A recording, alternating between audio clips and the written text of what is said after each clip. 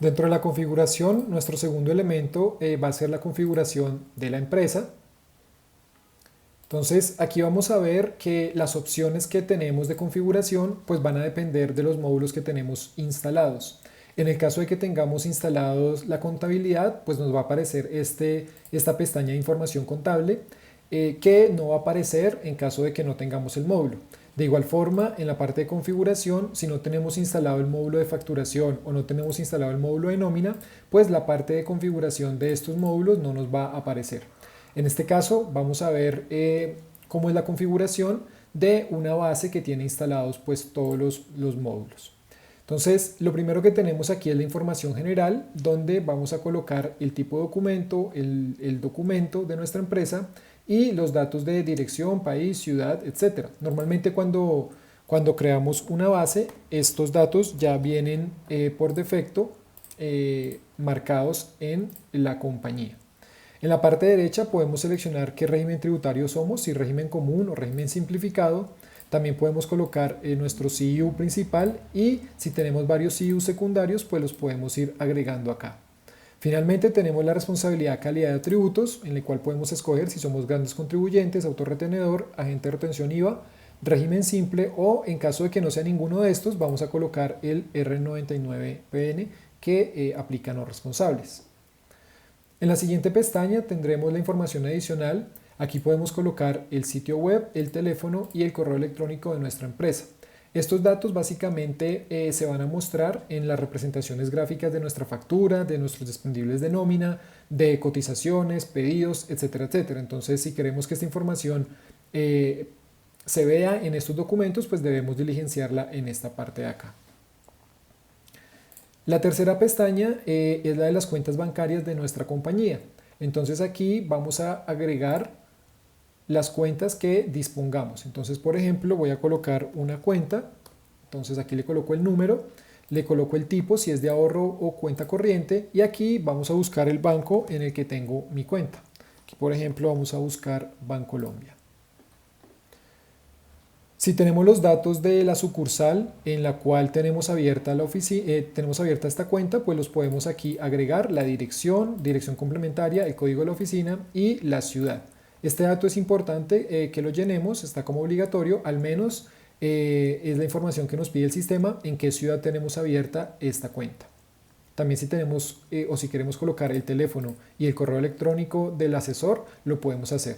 Indispensable es colocar el número de la cuenta, el tipo, el banco al que pertenece y la ciudad. Y aquí le podemos dar guardar y cerrar o guardar y crear una nueva. En este caso solamente tengo esta cuenta, entonces la vamos a dejar ahí.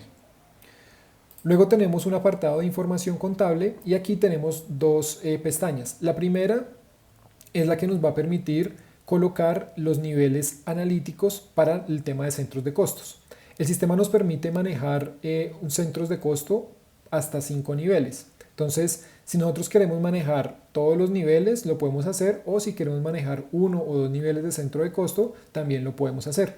Para la mayoría de empresas no es necesario tener niveles, simplemente con el centro de costo general se puede llevar a cabo pues toda la información. Entonces, no es importante o no es necesario colocar los niveles. La segunda pestaña es de configuración por defecto. Entonces aquí el sistema nos va a pedir que le indiquemos cuál va a ser la cuenta a cobrar y la cuenta por pagar por defecto para los contactos que se creen en la empresa. Entonces aquí el sistema nos muestra las cuentas por cobrar que están por defecto. Normalmente debería ser esta 130505 y una cuenta por pagar 220501. En la siguiente pestaña vamos a encontrar las sedes que tenemos y aquí es muy importante que si nuestra empresa cuenta con diferentes sedes, las agreguemos aquí mediante el botón añadir.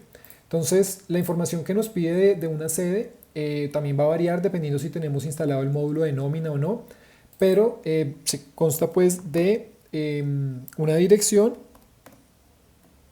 el país y la ciudad a la cual donde están ubicadas estas sedes, el nombre de la sede, el código de la sede, la caja de compensación, que está relacionada con esta sede y los otros datos si queremos diligenciarlos como correo, teléfono, móvil y si queremos dejar algunas notas. Adicionalmente debemos registrar los códigos de los riesgos laborales que se presentan dentro de esta sede. Entonces normalmente toda esta información la tenemos con nuestro operador de pila cuando nos inscribimos con el operador, pues tenemos allá diferentes sedes y cada una tiene un código y dentro de ese código también pues tenemos diferentes códigos para los centros de trabajo. Entonces la idea es que repliquemos esto en el sistema, ya que si contamos por ejemplo con el módulo de nómina, pues vamos a poder hacer la descarga del archivo pila con toda esta información. Si solo tenemos el módulo de facturación, pues el sistema no nos va a pedir estos datos de caja de compensación ni centros de trabajo, simplemente nos va a pedir el nombre y la dirección. Entonces aquí estamos mostrando el caso en el que tenemos pues todos los módulos instalados.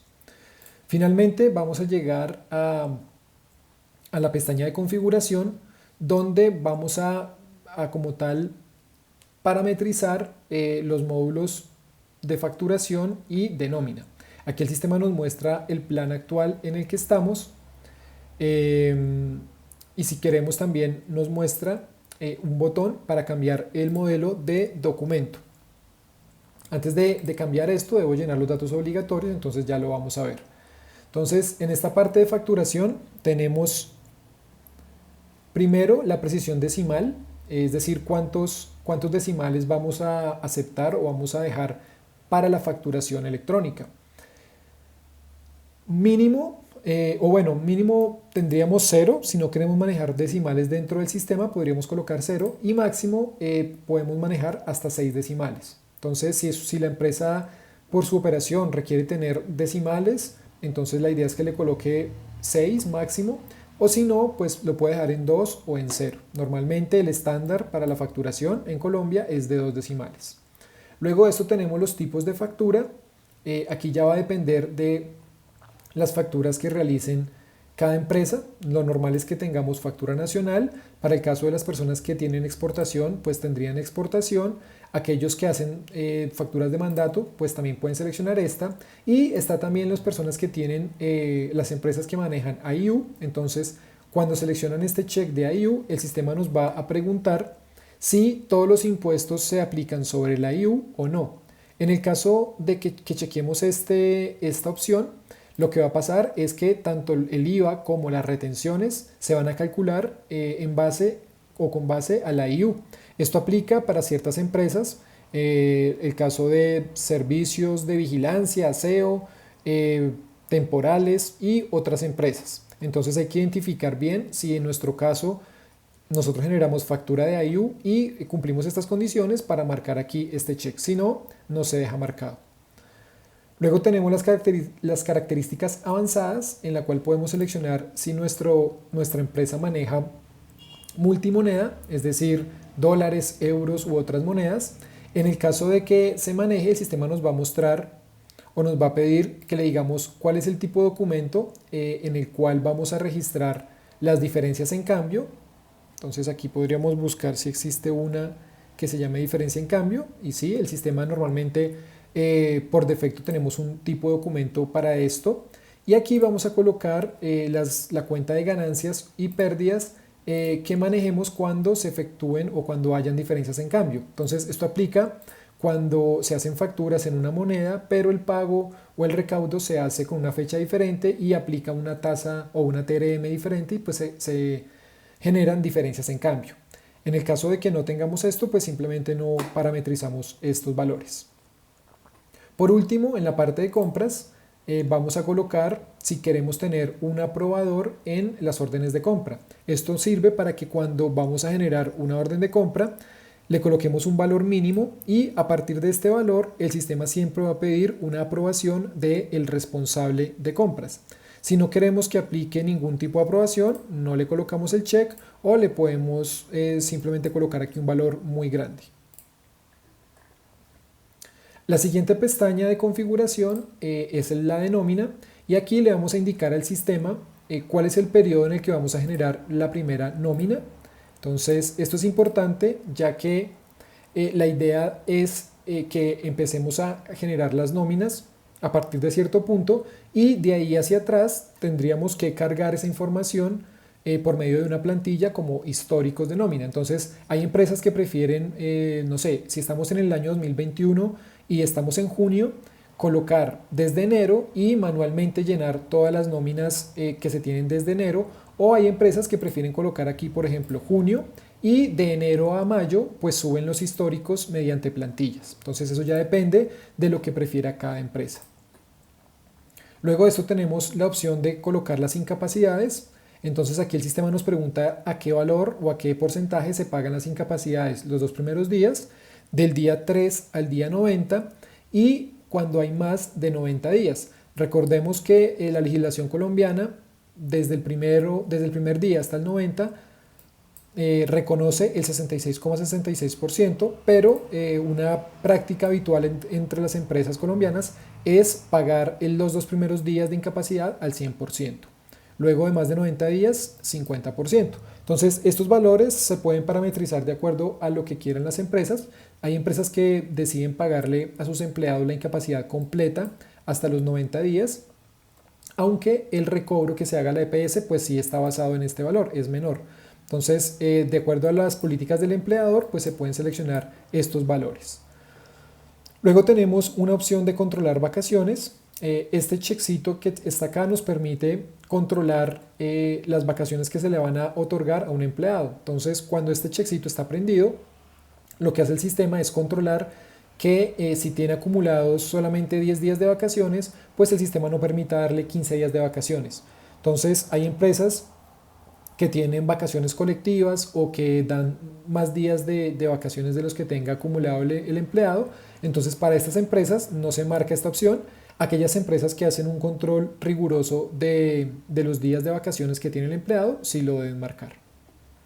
Finalmente, tenemos aquí las opciones de pila, donde vamos a seleccionar cuál es la ARL de nuestra empresa.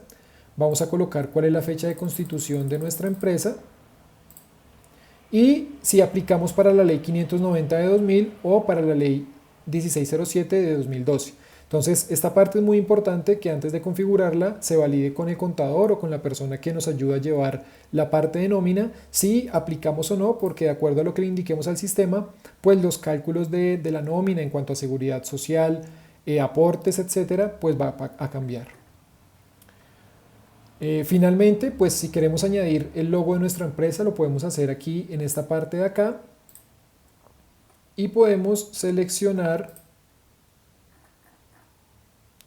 dentro de fotos o un archivo PNG cuál es el logo de nuestra empresa. Este se va a ver reflejado en las facturas y los demás documentos que saquemos desde el sistema. Finalmente le vamos a dar guardar. Y con eso hemos completado la configuración de nuestra empresa.